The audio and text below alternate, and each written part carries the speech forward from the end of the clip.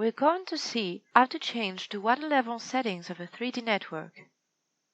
First change available. The slope value or the water level starting point value can be modified.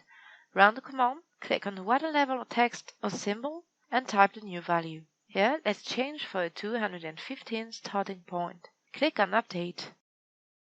The 3D network must be regenerated. Let's delete the old one and redo it.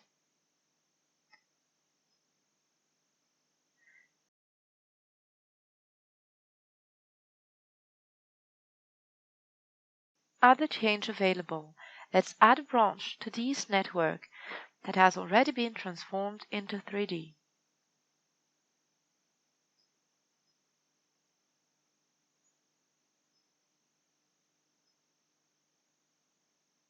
The water level information must now be completed. In order to add a new branch, rerun the command, click on the water level symbol, and here add by going up from this reference pipe. Select the remaining parts, then validate. Let's now transform these into 3D. Delete the modified conduit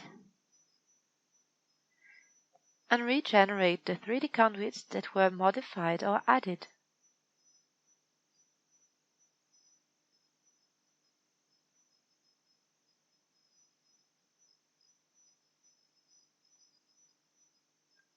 Last possible change.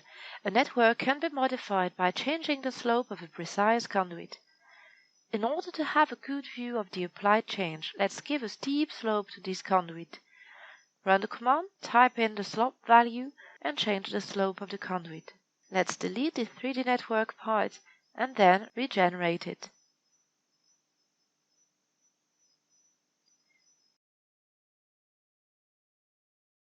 We can now launch the 3D Networks Management dialog box in order to merge our 3D networks.